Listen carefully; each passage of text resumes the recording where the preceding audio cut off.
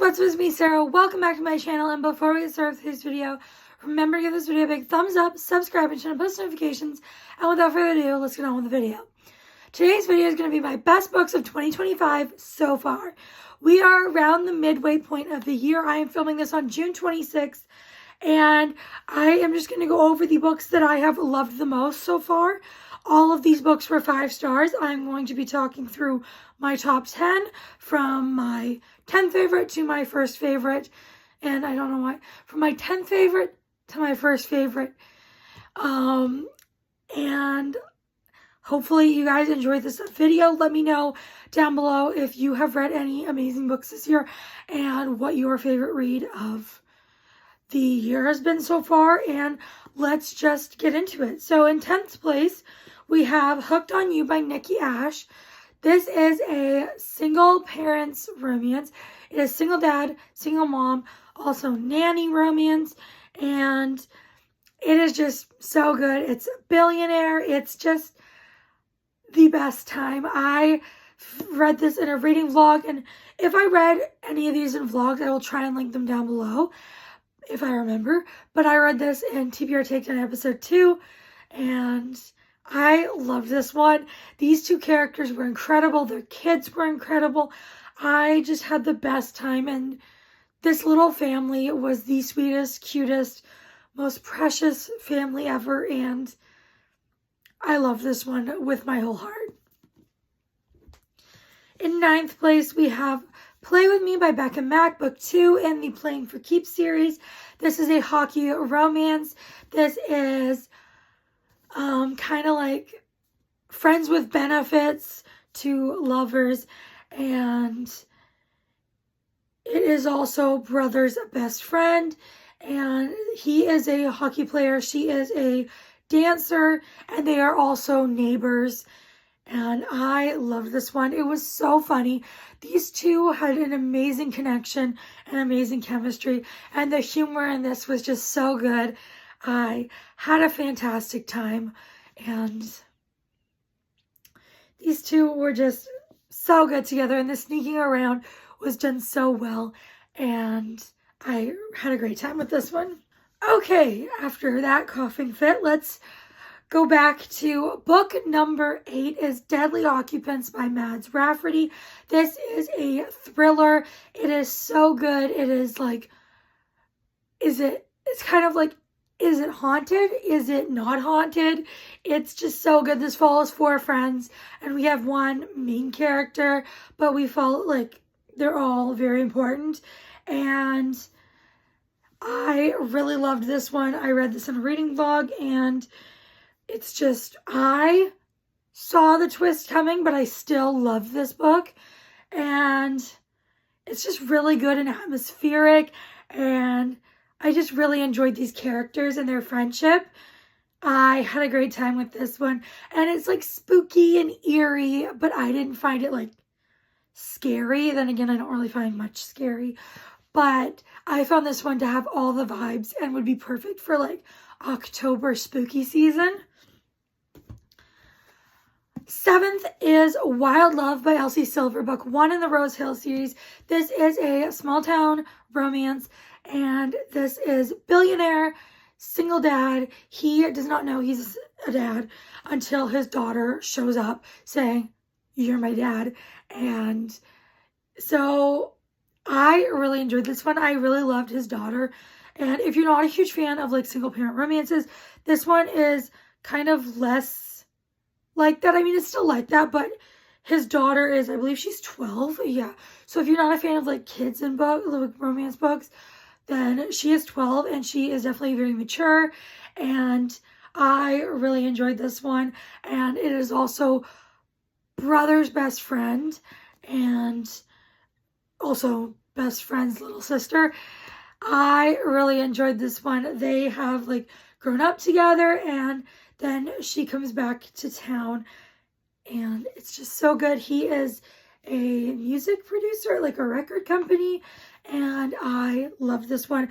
Elsie Silver's writing is always top tier. 6th on the list, we are almost halfway, is Phantom by Greer Rivers. This is a dark romance. Definitely check your trigger warnings. This is a Phantom of the Opera retelling. This one was so good. It was so... I feel like I have never seen another Phantom of the Opera retelling book. I've certainly never read one, and I don't think I've ever seen one. This one was so good. It deals with our main female character. She is bipolar, and so it deals with that and like different things that come along with having that. And if you know Phantom of the Opera, you know the general premise, but I absolutely love this. It was so good. Their relationship was a bit questionable at times, some of the things he did, but I loved it. And this is book 1 in the Tattered Curtain series. Book number 5, we're in the top 5. The Lies I Tell by Julie Clark. This is a domestic thriller, and this follows 2 different women. This follows, I forget their names, I think Meg and Kat. Yes, Meg and Kat. One of them is a con artist, and the other one is someone who deals with consequences of the con, one of the cons of the other woman. And so she is trying to take her revenge. And the whole story, they go from like past to present, like dual timelines. And in the present timeline, she is like working with the con artist and trying to, you know, what word am I looking for? Like trying to get revenge and like out her, and yeah. But I really enjoyed this one. There was a little, I don't know if it's a twist, but there was the ending I was not expecting, and I loved it. So this one you definitely need to read if you are a thriller girly. And 4th, we have Enchantra by Kaylee Smith. This is a dark romantasy. It is book 2 in the Wicked Games series. These 2 are my everything. This book is awesome. And this basically follows Genevieve, who is our main character from the first book, her sister. And this also follows Rowan. And Genevieve goes to this mansion, and then she meets this family, and Rowan is one of them. She doesn't realize, but by entering the house, that means she has to be in this dangerous game they play, and the only way to have a partner is to be married to them. So she has to marry this guy. So it's marriage of convenience, but the convenience is very convenient, because if not, she's pretty much guaranteed to die. So they get married, and it's kind of like hate to love, but it's just so good and intense, and it also has humor in it, and I loved this one. I read it in a reading vlog. I think I may have read all of these in reading vlogs, but that is this one. 3rd, we have Wild Eyes by Elsie Silver, book 2 in the Rose Hill series. This is a small town romance. It is single dad, and she is famous, and she is a famous singer. She goes to the small town to get away from everything, and she ends up staying in the property owned by our main male character, and it is just so good, so fun. He is pretty much a cowboy. He lives on a big like ranch, and he has horses, and it's not cowboy romance, but he's a cowboy, if that makes any sense. And it is just so good. It is funny. It is cute. The banter is incredible. And the mouth on this man, yes, please. Like, say less. This one you need to read if you love romance. And that is another Elsie Silver book. Again, she can do no wrong. She's my favorite author of all time. Book number 2, we have Sunrise on the Reaping by Suzanne Collins. This is the 2nd prequel book to the Hunger Games. This is like book 0.5. It goes in chronological order of the events that happen in the book. It goes Ballad of Songbirds and Snakes, Sunrise on the Reaping, The Hunger Games, Catching Fire, Mockingjay.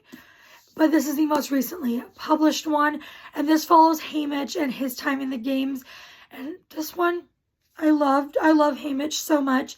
I love the story, and you kind of know if you've read the Hunger Games, part of the ending and stuff, so like how it ends. But it was so emotional. I teared up. I never cry in books, but I teared up in this one. And I think the only other books I've teared up in were the Hunger Games books, the original trilogy. And this one is just incredible. If you've read the Hunger Games and loved it, you definitely should pick this one up. And the reading order, I would say, is The Hunger Games, Catching Fire, Mockingjay, Ballad of Songbirds and Snakes, Sunrise on the Reaping, which is the order they were published. And if you have not read The Hunger Games in general, definitely go read them. The Hunger Games is my favorite series of all time. Like, the original trilogy is my favorite series of all time. I love it. And I love this one too. And now we come to my favorite book of the year so far. And that is, any guesses? Quicksilver by Callie Hart. This is a romantasy, and it is just one of the best books I've ever read, to be honest. I am obsessed with this book. Kingfisher is just a whole new level of book boyfriend, and their banter, top tier, and there's just so much intensity, and there's also a little bit of action. And this is the first book in the Fae and Alchemy series. I think this is the only book that is currently out, but so good. So good. It's spicy. It's got banter. It's got magic and different. It's kind of like got a war going on between different species. And I love this. This is just one of the best books I've ever read. I am obsessed. And if you have not read it, please go read it. If you are a romantasy lover and you have not read this one, definitely go pick it up. And if you are wanting to dip your toes into romantasy, this one is one I would definitely recommend. And with that, those are my top 10 books I have read so far in 2025. If you made it this far, please leave a what emoji. How about what emoji? How about the soccer ball emoji? For no reason. I have no idea why, but the soccer ball emoji. And before you go, make sure you give this video a big thumbs up, subscribe, turn on post notifications. I'll see you all next time. Bye, everyone.